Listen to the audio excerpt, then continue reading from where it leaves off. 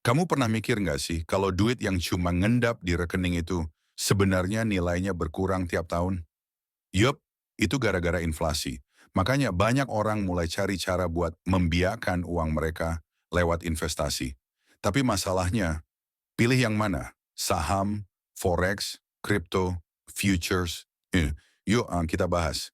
Kita mulai dari investasi yang katanya paling aman, saham. Apa itu saham?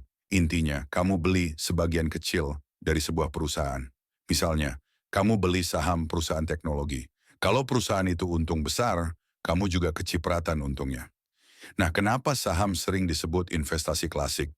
Soalnya, saham punya rekam jejak yang panjang. Tapi, saham ini cocok buat yang sabar. Karena, keuntungan saham itu cenderung jangka panjang. Jadi kalau kamu tipe yang pengen untung instan, mungkin saham bukan buat kamu. Tapi jangan salah, saham juga punya risiko ya. Misalnya, nilai saham bisa turun drastis kalau ada krisis ekonomi atau berita buruk soal perusahaan yang kamu pilih. Makanya, research itu wajib. Jangan asal ikut-ikutan beli saham yang lagi viral. Berikutnya, forex alias foreign exchange. Kalau saham ngomongin perusahaan, forex ini main di pasar uang global. Intinya, kamu jual beli mata uang. Misalnya, beli dolar waktu harganya murah, terus jual lagi pas harganya naik. Tapi hati-hati ya, forex ini nggak segampang kelihatannya. Banyak faktor yang bikin nilai mata uang naik turun. Kayak kondisi politik, ekonomi global, bahkan berita internasional. Dan satu lagi, forex itu high risk, high return. Kamu bisa cuan besar dalam waktu cepat, tapi kamu juga bisa rugi besar kalau nggak hati-hati. Makanya, belajar analisis itu penting banget kalau mau main forex. Sekarang mari kita bahas yang lagi hits banget. Crypto. Siapa sih yang nggak pernah dengar Bitcoin, Ethereum, atau Dogecoin? Kripto ini beda sama forex karena mata uangnya digital dan nggak diatur oleh pemerintah atau bank sentral. Yang bikin kripto menarik adalah volatilitasnya. Dalam sehari, harga Bitcoin bisa naik gila-gilaan, tapi besoknya bisa anjlok drastis. Jadi kalau kamu pengen main kripto, siap-siap mental, ya. Tapi jangan cuma mikirin cuan. Kripto itu butuh edukasi yang serius.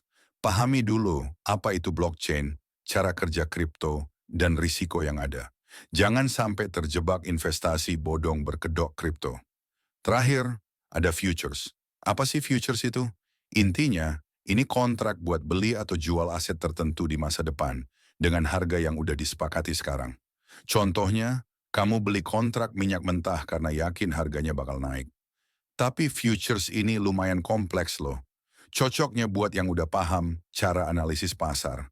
Kalau cuma coba-coba, besar kemungkinan kamu malah rugi.